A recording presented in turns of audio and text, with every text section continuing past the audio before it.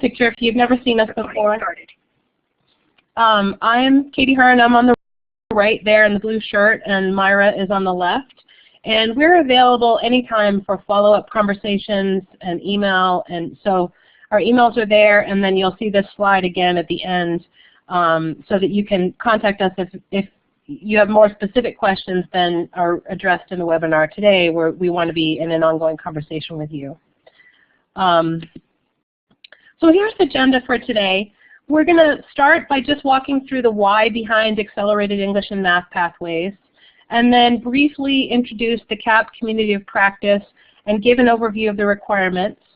And then we're going to devote most of the time to an extended Q&A session where you'll be able to ask specific questions and get responses. And our goal for this is to really set up as many colleges as possible to have a successful application to next year's community of practice. And so we built in a lot of time for you to get guidance from us about your model and making the most persuasive application you can for next year's program. Here's a little guideline about interacting during the webinar. So you'll see on the upper left that there are several icons by your name that you can use these to show how you're feeling, the little emoticon. So if I say something that is like particularly excites you, you could choose to applaud. If you feel confused, you could put that little blue face on. And you can also raise your hand by clicking on that little hand emoticon. As we're going along, if you have questions, you can type them into the chat box. And if it's a brief question, Myra might be able to just respond in the chat box. Or those can be forwarded to the end, and we can address them all at the same time as we go along. So we're going to start by just grounding us in what's the problem that we're trying to address in the California Acceleration Project. So, and some of this is going to be familiar to you. In California, 70 to 90% of first-time community college students who take assessment tests are determined unprepared for college in English, math, or both, which is a huge number. And I'd just like to pause on that and say 70 to 90% of our incoming students we determine to be unprepared for college. And then the stakes of that determination are really quite high. So if you look at the student success scorecards around the state, these students have significantly lower completion rates than those classified as college prepared. A little illustration of that comes from Los Medanos College, but I'm only picking that because it's Myra's college.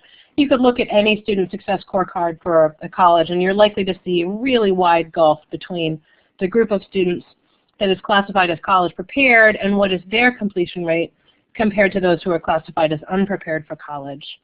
And how the scorecard defines completion is the percentage of degree or transfer-seeking students tracked for 6 years who completed a degree, certificate, or transfer-related outcome.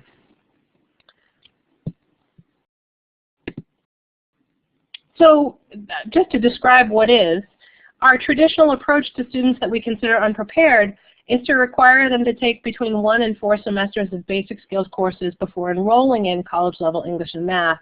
And these courses don't count toward credential or transfer. And for ESL students, it might even be more than that.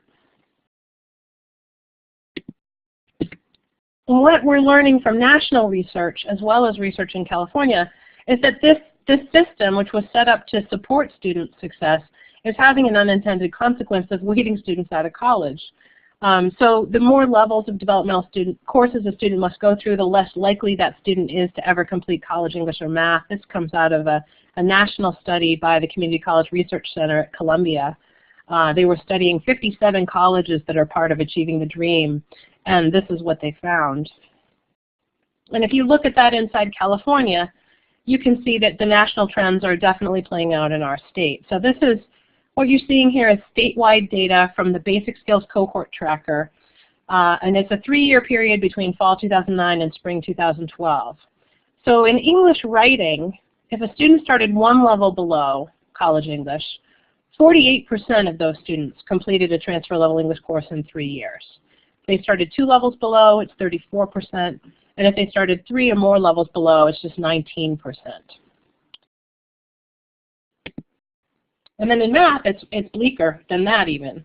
They start one level below at 35%, 2 levels below 15%, and 3 or more levels below only 6%. So if you just stop and think about that for a second, that a student who is starting 3 or more levels below, that group of students, 94% of them basically get bled out of our community colleges inside the remedial math pipeline, or inside the math pipeline, somewhere between their initial placement and the transferable course. And that's not even their goal. You know, they didn't come here to complete a college-level math course. That wasn't their end goal. So if you think about losing 94% of your students before they're even just completing an initial freshman-level math course, that's a really major problem to address. And here, just to sort of go out of big numbers statewide and just look at one college, the Basic Skills Cohort Tracker, which is available on the State Chancellor's Office Data Mart, you look at Cuyamaca, which is one of the colleges that participated with us in our first year, and you look at the fall 2010 to spring 2013 period, that 3-year period, students who start 3 levels below transfer in math, 175 hopeful human beings started in that first math course, and 3 years later, just 10 of them had completed a transferable math course. So that's really, just to start with a big bummer, that's the problem we're trying to address in the California Acceleration Project. That we, as community college teachers, we just can't feel good about the status quo, and we feel really motivated and mobilized to do something different, to find a solution to this problem. And we feel especially urgent about it, in part because this system is having a disproportionate impact on underrepresented students. So if you look at the data statewide, that more than half of Black and Latino students are placed 3 or more levels below college math, and that's the group that has the 6% completion rate of college math. So that's when we think about equity gaps and trying to, have more equitable transfer rates to the 4-year schools, for example, we were never going to accomplish that if we're continuing to place the majority of Black and Latino students so far down where they have no chance of getting anywhere. So the first part of our Toward Solutions to this problem is to just say, we need to question the premise that 70 to 90% of students need remediation. And nationally, there's an emerging consensus that really a lot more students could be successful placed directly into college-level courses, either just standalone courses or courses with a little attached co-requisite support, than our current paradigm of placing them into layers of standalone remedial courses. So this is some recommendations that came out from 4 national organizations, is to say, college-level courses should really become the default placement for most students, and that if the students are unprepared, we should start thinking in terms of co-requisite simultaneous support rather than layers of standalone remedial courses. So that's one part of the solution, is to think about what are your cut scores. I mean, at my own institution, which is Chabot College, sort of through inattention and historical particularities, we have an incredibly high cut score for our college English class. So only, I believe it's either 14 or 16% of students are able to begin directly in college English. And it used to be more in the 30% range, like mid-30s. And when we switched from the written Accuplacer test to the computerized Accuplacer test, suddenly we went from the 30% were college prepared to the teens are college prepared. And that was just a function of our placement. So just paying attention to how tightly are you setting the gate for your college level courses, and is that really a reasonable approach is one thing that we encourage colleges to think about. And then the second thing that we encourage colleges to think about is redesigning their multi-level remedial curricula. And that's a big part of our work in the California Acceleration Project. So we have so far worked with 42 colleges who have offered accelerated English and statistics pathways.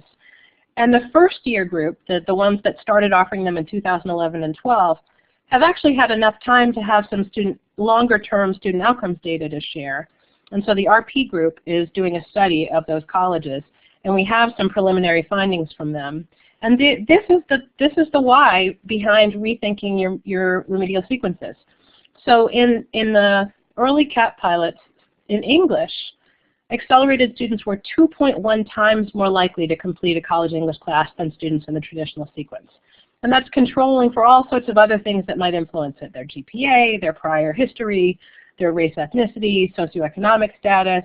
So when you control for all those other things, the impact of accelerating your curriculum is that students are 2.1 times more likely to complete a college English. And this is across 8 colleges. And then the students in accelerated statistics pathways were 5.6 times more likely to complete a college-level quantitative course than in the traditional sequence. And it's important to note that the colleges made no changes to the transfer-level course. So this is a course that is just as rigorous as it was before. All the colleges have done is accelerate and redesign the remedial preparation for that course, and they're getting huge gains. We're also seeing that achievement gaps are eliminated for underrepresented students. So in math, we're seeing that black students and white students have the same completion rates, and also in English, we're seeing that Hispanic students and white students. So that part of the analysis is still emerging, but that finding, that's what we know so far, and we're continuing to investigate that piece of it. So this is the why. We're inviting you to be part of this work and to be creative about your how you're approaching your underprepared students and how you're classifying your students as underprepared. So what we offer is a year-long professional development program for faculty who are teaching in accelerated English and statistics pathways. And it's offered for free through funding that 3CSN receives from the State Chancellor's Office as part of the Basic Skills Initiative. And sort of the big picture focus of it is to say, it comes out of a recognition that when you redesign remediation in math, reading, writing, ESL, it often involves teaching in quite different ways than we've been teaching in the past. So in the math pathways, what you're teaching changes pretty dramatically.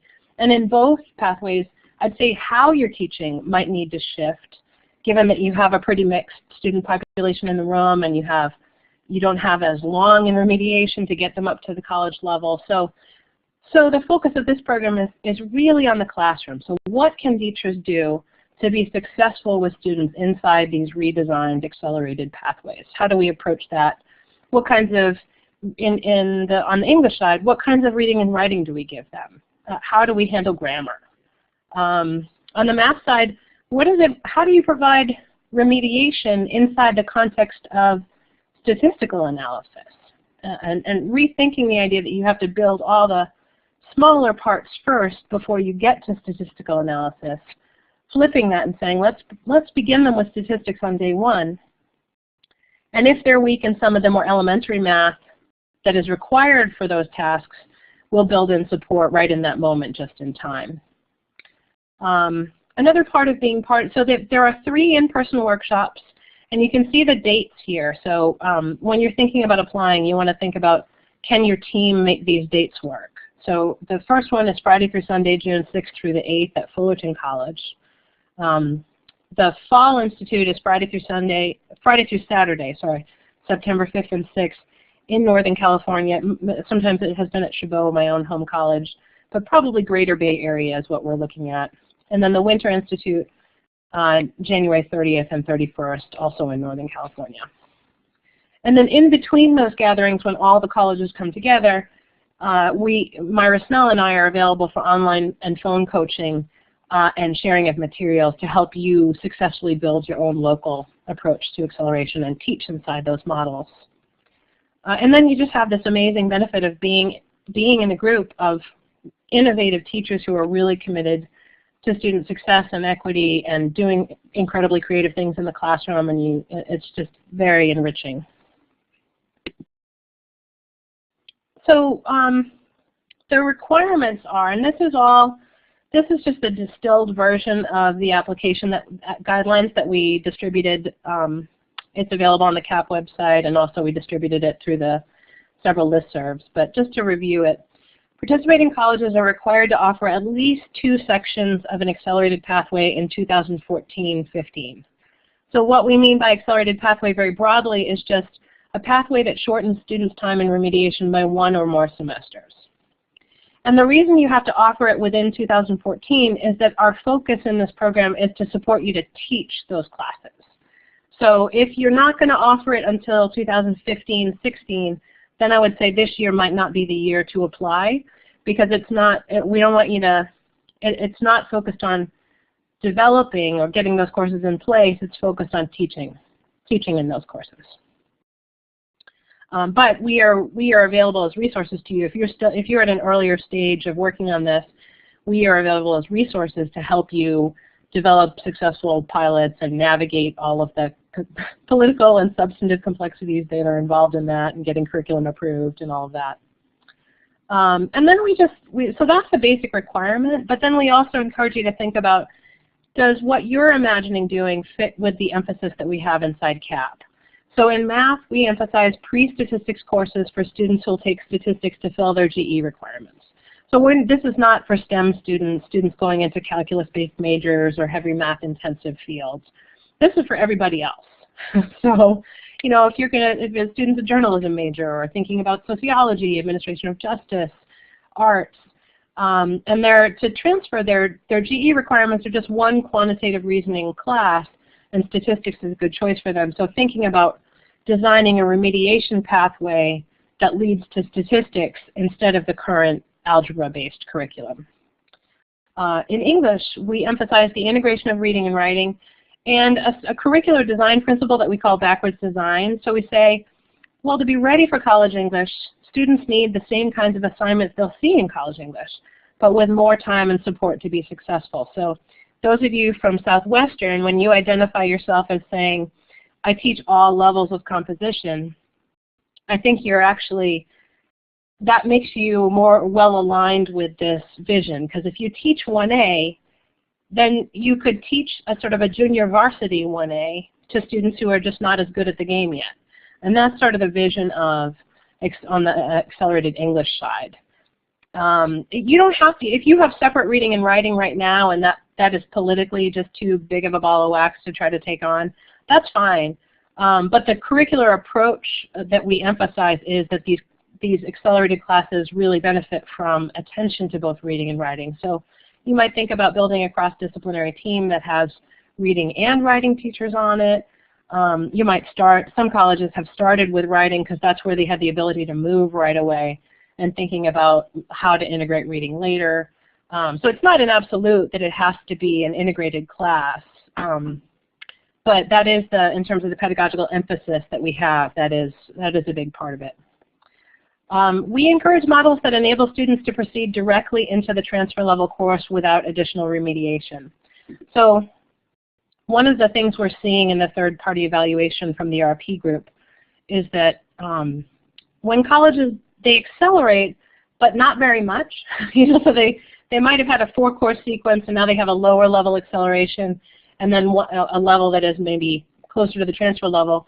The students who weren't able to go directly to the transfer level the next semester, the impact of that acceleration is just far lower than at the colleges that provided models that enable the students to go directly to the transfer level. So that's just sort of share from what we're seeing in the research, encouragement for you to think about that as you develop your own model. And then the last thing we'll say is that we encourage colleges to offer their accelerated courses with no prerequisites and open to students from any placement level. And this is so radical compared to how developmental ed has been structured, and people often balk at that, and sort of you could see them go pale when we say that. But what we're seeing when we look at data from actual accelerated courses, when students, very low placing students, are allowed to enroll, they perform far better than anyone would have predicted. And in math, in the 8 colleges from our first year in CAP, the students who had placed 4 levels below in math but were allowed to take the accelerated course were 10 times more likely to complete an unchanged, rigorous transfer level course than in the traditional sequence. So those low scoring students actually have the most to gain in this kind of a model. And what we work on in CAP is to support teachers to be successful with students from a range of skills. So that it's sort of what pedagogical strategies can you use becomes the question, rather than why you should block them in advance, even if they might be capable. So just other quick review of the requirements. Teams should include 2 to 5 faculty members. Ideally, we'd like all of those to be teaching an accelerated course during the year they participate, but there's some flexibility on that if it's not reasonable for your team. Participating faculty are expected to participate in all components of the program and attend all 3 workshops. And your college needs to agree to give CAP and 3CSN access to institutional data on student outcomes so we can continue to do this third-party evaluation that we're doing right now. And there's the deadline, March 28th. Okay, so now we're in the Q&A. And you have 2 options for asking your questions. So the first is to just type your questions into the chat area on the left side of your screen. Or the other option is to click on that little hand icon by your name to signal that you're raising your hand. And then we'll call on you, and basically I'll need to enable your microphone one by one so that we don't have a lot of vocal interference. So that's where the hands function comes in, is like that. Any hands?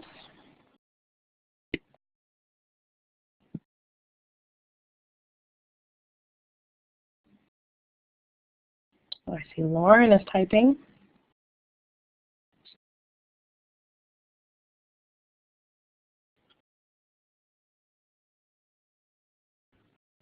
Okay, I see several people typing.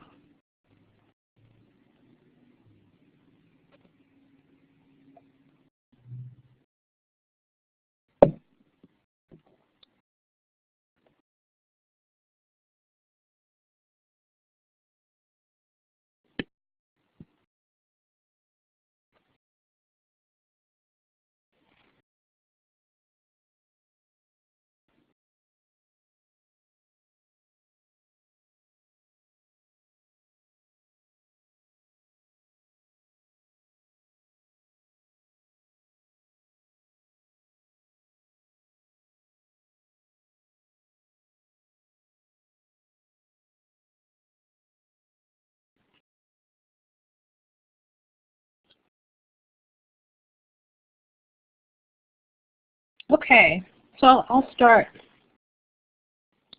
I see.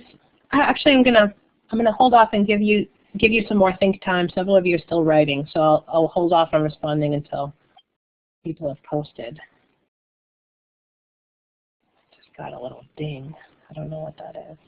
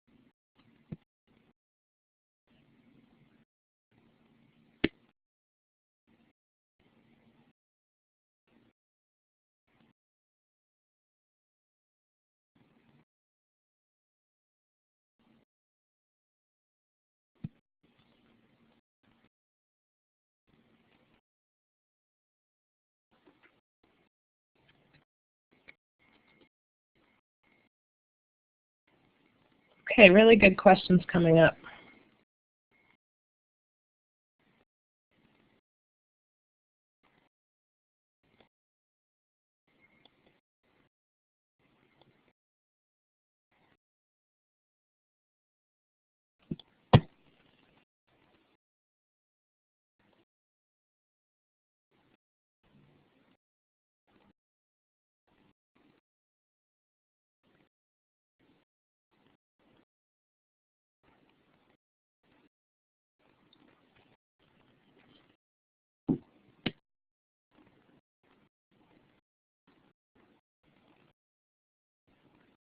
Okay, I'm going to start, well, I think Julie is still writing, but I'm going to start by responding to Lauren.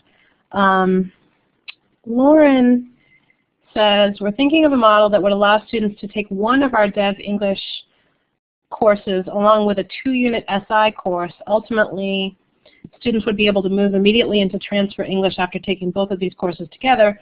Would this fit with the accelerated model? So would this, so this is, I mean, a lot of the questions we get in CAP is, would this count? Does this qualify as accelerated? So on this one, Leslie, I would say that the central question is, well, what would students have had to do in the traditional sequence? So are these students that would have had to take 2 and 3 semesters of developmental courses? Maybe they had been placed 2 or 3 levels below in the traditional, and what you're offering them is a 1-semester path with some 1-semester remediation with some extra support built in. If that's the case, then I would say definitely that would qualify, and I think you'd see some pretty big results from that. But if what you're proposing is to take students who already were 1 level below and just create a course that is 1 level below with some SI, then I would say that wouldn't meet our definition of acceleration because you haven't shortened the time in remediation. So that's really the key thing that we look at to say, well, at minimum, I mean, as many models could be created, but does it shorten the path in remedial courses for students? Okay. So Jerry asks, if there are no prerequisites to enroll in classes at any level, wouldn't that increase the number of students who fail the course they enrolled in that's too difficult for them?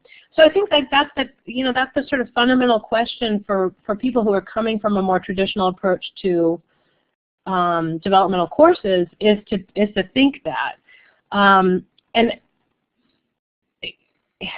all I can say about that is that in the colleges that we've seen where they create a 1 level below class, including our own colleges, Los Medanos and Chabot, when there's a 1 level below accelerated class that's open to any student, the lowest scoring students who would have been blocked from that level by most mechanisms do so much better than people would have predicted. So even if they're a little bit less likely to pass than high-scoring students, they still do way better in the accelerated class than they do in the non-accelerated class. So in terms of what's better for the lowest scoring students, I think the accelerated pathway is a better approach, but you do want to build in attention to how do you support pedagogically, how do you support those lower scoring students who might have more struggles to be successful in that more challenging environment? So that's partially a pedagogical question. And you can think about like what Leslie just said that they were thinking, was it Leslie? Lauren? You know, sort of building in simultaneous support. So let's say students who would have had to take 3 levels below under the normal model are now allowed to enroll in the accelerated 1 level below course. Well, you could think about requiring them to do a little additional lab time or work with an SI instructor, or sort of think about adding in support to be successful rather than thinking about blocking them from the course. And what we're seeing is at my own college, which has this long-standing, more than 15 years accelerated course, that even students that were scoring in the bottom 5% of AccuPlacer, so the lowest scoring students in our district, are still passing the 1 semester accelerated course at a rate of almost 50%. It's actually 48% over 8 semesters. And they do a little bit better there than they do if they take the 2 levels below less challenging course, where they only pass that at a rate of 45%. So that's the basic answer, but I think this is a sticking point for a lot of people, and on the math side, some of the colleges that are doing statistics pathways will have an arithmetic prereq, for example, on the course. We really encourage you to think about, be a little bolder than that and not do that, because what we've seen in the data is that the students who are placed 4 levels below see the greatest gains in this model. So we think that it's far better for them than having prerequisites, although we recognize that that's scary for faculty who are coming out of a very different approach to to remediation. And if I haven't quite answered the question, feel free to type back in and say, ask more questions.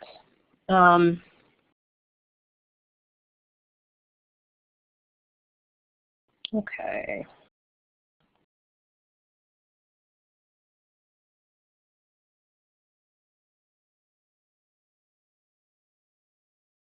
Okay, so Leslie, who had asked, they're developing an experimental course so that they can begin piloting earlier, and they're in the early stages.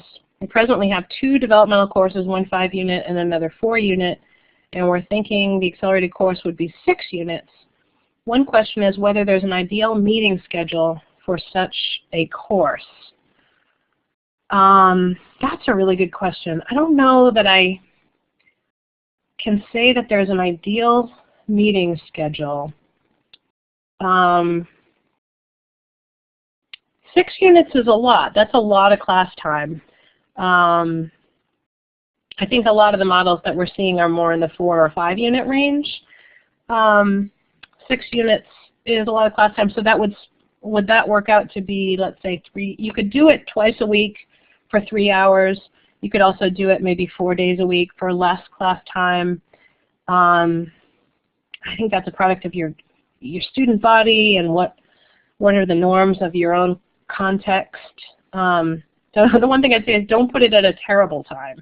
Don't doom your pilot by saying, and let's also try to experiment with it being at 7:30 in the morning, or like you want to, when you're trying something, you want to do it in the way that is the most likely to be successful without adding on additional challenges related to scheduling, or and let's make it all, like we did at Chabot once. We did a pilot where we said we're going to target all students who arrived at the college really late because they are such a high-risk population. So it's like if you signed up at Chabot after July to start in fall, we would put you in these special sections. Then it turned out with that homogenous group of students that were like so not on their game about just setting themselves up to be successful in college, we just had a really, by targeting that population and having an incredibly homogenous group, we had much lower results in those sections than we normally do. So it's an important thing to think about. Lauren, we're targeting 2 and 3 levels below and hoping they could go into transfer. Yes. So if you're providing a 1-semester option for students who would have had to do 2 or 3 semesters in the traditional, that is definitely accelerated. And you're going to want that. I think that would be a great reason to participate in this group, because then you could really get support around classroom practices for helping students be successful. Are there any statewide regulations regarding students who have already taken the traditional courses, then enrolling in accelerated course, and vice versa? Students who take and pass the accelerated, then enroll in the traditional developmental course. Though I can't imagine why they'd want to. Little wink. Yes. I am not aware of any. Myra, if you feel like I'm not aware of it, but that does exist, you could put your hand up and I'll turn over the talk function to you. But I'm not aware of that. I think that this is actually a little way that the repeatability parameters, the repeatability restrictions, accelerated courses end up being kind of bypassing that a little bit, because it's now a new course. You're not repeating the exact same course. You're in a different course, and so you have repeat potential inside the new course. But I hope I answered that question, at least to the best of my ability. I'm not aware of anything like that. Is there data on how well students do in the transfer level course after they've completed the accelerated course? Yes, there is, definitely. In the English side, we have a couple of models that have been in place for like 15 years. So my own district, Chabot and Las Positas colleges, have these accelerated open access 1-semester classes. And what we find is that the students who come out of those courses do as well or slightly better when they enroll in college English than the students who had twice as much remediation. And they're passing at rates of like right around 80%. At my college anyway, that's what the data is. So if the student comes out of the one semester accelerated course and goes into college English, they pass that course at a rate of about 80% historically. And that's really consistent over time. But the thing that is really important is that just we don't lose as many inside the longer remedial sequence, and so a much greater percentage of them actually do complete 1A. So that's, and then at Los Medanos College, which has been doing the statistics pathway for the longest, the students do comparably. They do pretty much as well in statistics as they do when they come out of the intermediate algebra sequence. And at City College San Francisco, they do a little bit better in the college level statistics course when they come out of the pre-stats course than they do if they come out of the traditional sequence. So far our data is basically that the student does as well or in some cases slightly better in the college level course than if they come from the traditional longer remedial path.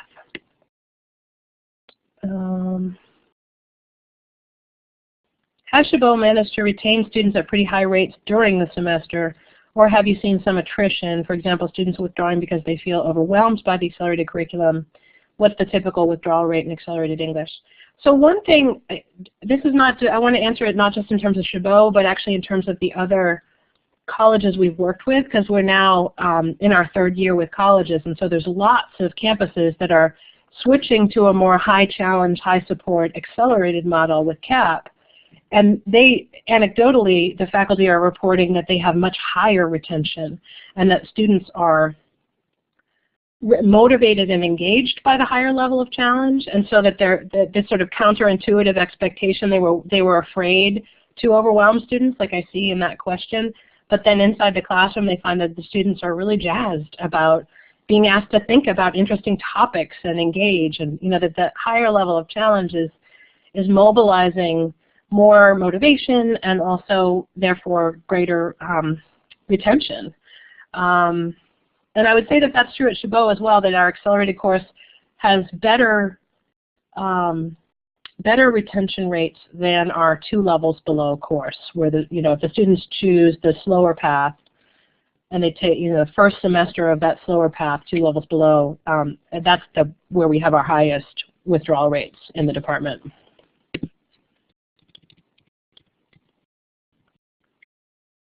Okay. Do accelerated courses do better with smaller starting class sizes? I think education research shows that smaller class sizes generally produce better results with students. But the thing that I would caution you about is you don't want to build a pilot that is so precious and expensive that it can't be scaled up. So I think tactically the strategic thing to do is you should have the same class size that your traditional curriculum has, because then you're not going to have the additional, you're not going to have to make arguments about why it should be more expensive. And at Chabot, any composition class, whether it's developmental or transfer, we have a union negotiated course size of 27 students. That's higher than some colleges and lower than others. And we seem able to make it work. And it's ours is a 4-unit class. But I think it meets for 5 hours officially, 5 instructional hours, because we have a combination of lab and lecture. So that's maybe a little more detail than you need. Seems like we don't have any math folks in the webinar today. If there is a math person who wants to chime in, you could stick your hand up and just let us know. Math. Okay, we're mostly reaching English folks. Okay.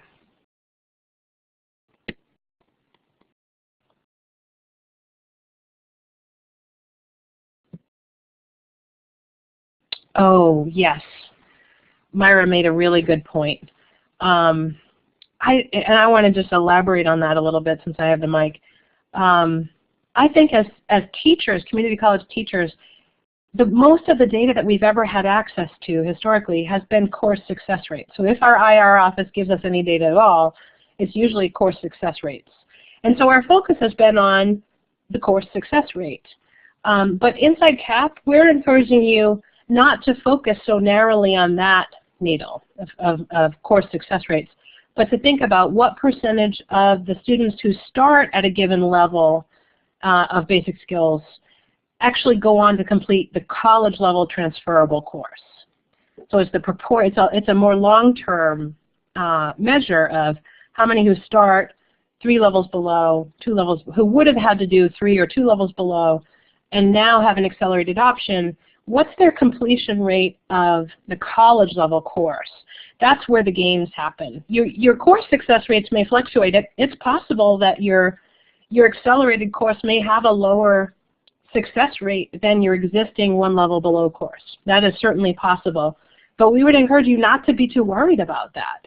Because if you're dealing with students that would have had to do 2 and 3 semesters of remediation, where they are likely to fall away based on state data, and you give them a 1 semester path, you're just going to see a whole lot more of them go on to take that college level course and be successful. So your overall completion rate, even if your success rate is lower at the 1 level below, your overall completion rate is most likely going to be higher. Seems overwhelming. What will be done and discussed at the 3 workshops? Will we get help with designing individual specific courses? Definitely. So one of the things that we do, so on the English side, what we do in June is sort of dive inside what I'll share a packet of materials from my own accelerated class. What are the readings I give? What are the assessments I give? The reading quizzes, the paper assignments. We'll look at some sample student work together. We'll do some activities around how do you use class time, what kinds of activities do you use to help students be successful with these kinds of more challenging assignments. I'm also available for, and another thing that faculty find really helpful is that faculty who are a little further along in the process will also share what books they're using and be willing to share assignments. And so you don't usually have to start completely from zero, that you get, if somebody else is saying this book worked really well for me and I combined it with these articles and this kind of assignment, then as an English teacher you start to feel like, oh, I get how that works, and sometimes they just adopt texts from somebody else. If somebody has said, this really worked for me, their first time out, they'll teach those texts too because they feel like, well, I already have enough to deal with as a learner trying to adapt my teaching, so I'm going to go with something someone else has developed and did trial runs with. So that's a piece of what you can get out of this. Lauren, there's quite a bit of resistance and arguments that students, quote, need more time. How do you address that reluctance? Yeah, and Lauren, are you the ESL person? That always really comes up with ESL, this, yes, okay. I'm in English, okay. So one way I address that is just rhetorically to say, it's true that sometimes students need more time, but do they need it spread out over a year, or could it be built in more time inside a single semester? So let's say like City College San Francisco has historically offered 3-unit courses. So if you have a 3-unit course, 3 levels below, a 3-unit course, 2 levels below, a 3-unit course, 1 level below, and then you combine that into, say, a 5-unit course, you still are building in more time to work with students on their skill building, but you're building it in a more intensive way. And also it creates all this much more space for individual attention, relationship building with the teachers. So to some degree I don't actually argue with this idea of more time is better, but it's more time inside, it's not spread out over multiple semesters, but inside a single semester is part of how you can address that with folks who are skeptical. Many instructors feel that the 2 levels below students aren't ready for that course and should be in ESL. Yeah, I mean, I think that's a description of where a lot of people are in the field of developmental education generally. I mean, what you're saying is they feel they need the 2 semesters, but they feel that what we have right now is the right solution for students. And so a piece of that is to share, I mean, how we approach that is to share data that shows, yes, that we built this multi-level sequence with the intention of supporting those students. Like we thought that would be helpful to them, but what we're learning from looking at the data over time is that the consequence of that is that we just lose so many of them. And so it's not that we had bad intentions or are teaching badly necessarily, it's that the structure is kind of guaranteeing this high rates of attrition. So it's about rethinking it structurally is sort of the key piece. And then the other piece we share is that, like, if you look at the data from accelerated courses that have been in place for a while, the students are performing way better than our traditional expectations would have believed possible. And so it's partially about letting go of our certainty that because of, I want to say, the research on placement testing is so showing that these are not reasonable tests. They're not actually giving us good information about student capacity. So just based on a student's AccuPlace or a Compass or whatever score, to say therefore they automatically need 2 semesters of remediation, they're not capable, that we need to stop believing that so much. Although there are students, I mean, at the same time I would say some of my students come into the accelerated class ready to go. They probably should have been in 1A.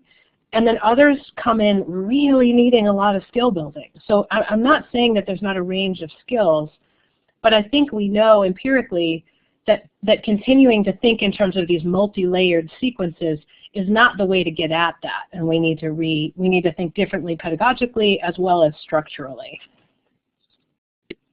And then the other thing I'll say is that you're going to have colleagues that are not on board. You know, like your whole department, you're going to have skeptics. You're going to have people who feel really threatened and hostile, possibly.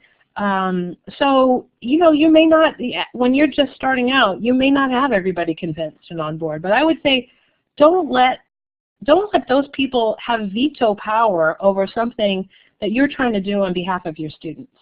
So it's sort of remain in dialogue with them, share what you're learning, share results as you go forward, but get a pilot in place and start doing it on behalf of your students, even if not all your colleagues are convinced. So here's Myra. About the need for more time. We ask more time on what? Not sub-skill development, but junior varsity approach is the more efficient and effective in preparing students for freshman comp. So right, so more time on decontextualized grammar exercises. Well, that may, you know, like, or more. So the thinking about the kinds of tasks we give students and how we support them to be successful, they may actually not need more time. The 1 semester may actually be plenty of time for them to do that. But if you feel like your job is to reteach them all the obscure grammatical vocabulary and terminology and have them be perfect at different kinds of participles and gerunds and know, you know, that if that's what you're working on, well, yeah, that's going to take a lot of time. I mean, I am not proficient at all that grammatical technicality myself. So it's really this time thing is partially about, well, what is the curriculum we are engaging them in, and that when you create a high challenge, high support junior varsity environment, you can actually see remarkable growth in students who are coming in with a wide variety of experience with this kind of reading and writing and skill at this kind of reading and writing.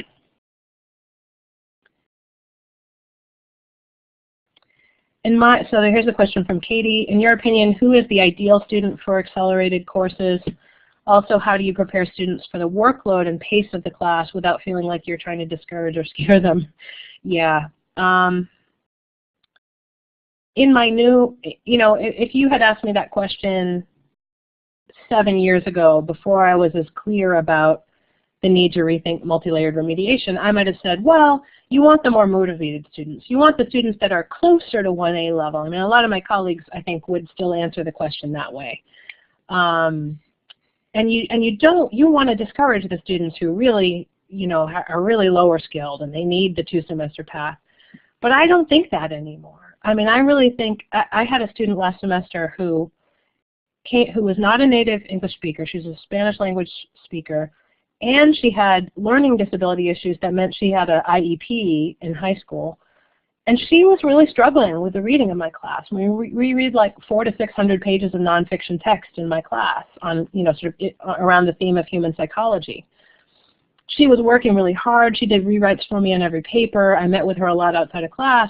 And at the end of the semester, she wasn't there yet. And it was heartbreaking to say to her, you've worked so hard and you're just not, you need more time on your reading development because you're not getting the readings the way you need to for college English.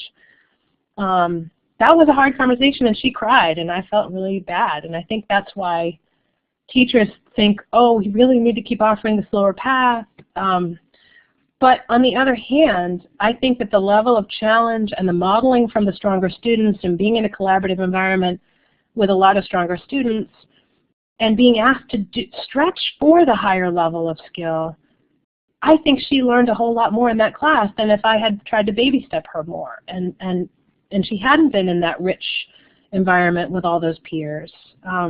So that's all to say, even with that one student who didn't get there, and I think probably by many of my colleagues' standards, quote, shouldn't have been in the accelerated class, I still think that was probably a good choice for her, even though she's going to need to repeat the class. So how do I prepare the students for the workload of the class? One thing that is great, that for a lot of you, when you're going to be in a campus where you're still offering the traditional, but you're saying to students, but you're in this class, and instead of having to do 2 or 3 semesters, we're going to get you there, and we're going to try to do our best to get you there in 1 semester. The level of motivation and investment that you often get from students based on that is huge. They now see you as their ally. So I think you frame the level of challenge and expectations to them like that. And I also share data with them about how longer remedial pathways lead to such lower completion rates for students, and so they get the bigger picture of why it matters that they do their best inside this 1 semester and then move on.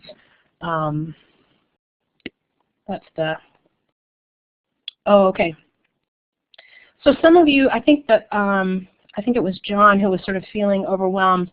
I want to point all of you to the CAP website. On the main page, the What's New page, which is the home page, maybe like the 2nd or 3rd post on there is a post about a new pedagogy policy brief that we just released in the fall called Accelerating Toward a Vision of Accelerated Curriculum and Pedagogy. And that lays out and illustrates the 5 instructional design principles that we operate from in CAP. With illustrations from our own classrooms and other CAP faculty's classrooms, and quotes from students and faculty, and sample activities from classes. So I would really encourage you, especially if you're feeling like that you want a little more information to know, well, how are these classes set up? How do you teach it differently? That policy piece, I think, provides a pretty good window into that, how these classes are taught differently. What does it look like to design backwards from the college level class and do the kind of backwards design junior varsity college English class? What does just-in-time remediation look like, as opposed to thinking in terms of working with students on their sentences before you work with them on paragraph writing, and then once their paragraphs are in shape, finally getting to sort of short essays? That's a more traditional model, and we would call that front-loading, where you take all of the sub-skills and just try to deliver those one by one in this linear way, building up toward the more challenging tasks. And we really encourage you to sort of flip that way of thinking, to say, if they're going to have to write essays and read books in college English, get them writing essays and reading books, but know they're not going to be as good at it, so you're going to need to build in support for the things they're going to struggle with, and have a growth mindset about your goal is to get them there by the end of the semester, but they're going to be in process all semester long, and you might see some work that is, the paragraphing is a little out of hand, or there's sentence level problems that need to be addressed, and that's sort of part of how you teach this class. Other design principles we have, backwards design, providing students a relevant thinking-oriented curriculum, that you're asking them to think and read and write about real issues that have importance, rather than just doing decontextualized paragraph activities or decontextualized grammar activities. And then attention for students' affective needs. So how do you deal with issues like fear and self-sabotaging behaviors and fixed mindsets in students so that they are willing to take risks and dig in and engage in the class and really learn and grow. So those are we have 5 instructional design principles that are laid out in that publication. I really encourage you to check out and you know, see if that helps you have more of a less overwhelming way of thinking about approaching this.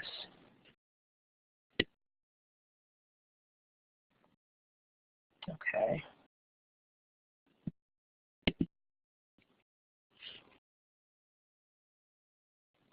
Oh, okay. So Leslie, I like that you're saying, I've seen several course outlines that specify the highly prepared student and that this seems to miss the purpose of acceleration. Yeah, sing it, Leslie. I totally am with you on that. Jerry, if I understand this, you're suggesting creating an alternate pathway for more confident, daring students alongside the more traditional long path for the timid ones. I am not suggesting that, but I think in terms of how change happens on campus, there is a period of time where probably that's how people are thinking about it. Citrus College had basically, they piloted a few accelerated courses for maybe a year or two and had such good results. And they used to have 3 separate layers of reading and writing courses below college English. And then they just decided boldly, fall 2012, they're going to completely replace that existing pathway and have almost all students take a single 5-unit integrated reading and writing course, and that the bottom, I believe it's about the bottom 20%, have an additional 2-unit lab. And that became their entire curriculum, and they are having incredibly good results from it. The students are doing really well.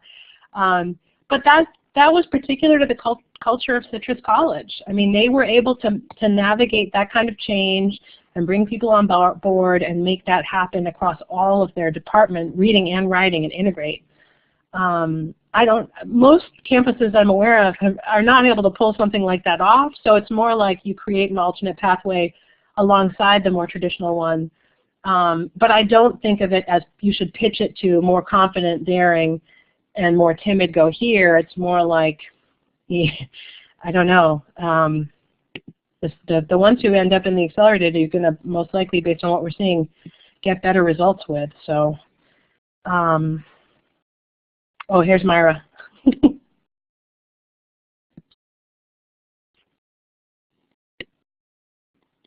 Yeah, so I think Myra is making a similar point on that, yes.